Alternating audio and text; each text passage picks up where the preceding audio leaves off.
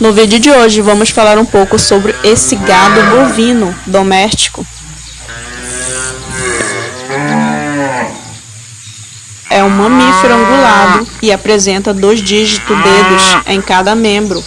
O macho da espécie recebe o nome de boi ou touro, enquanto que a fêmea é conhecida por vaca.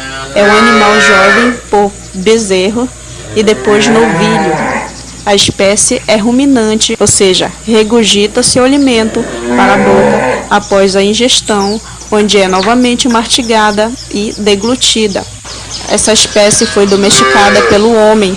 É utilizada-se em larga-se escala em muitas atividades, como a produção de carne, de leite, representando-se grande importância para a economia de muitos países.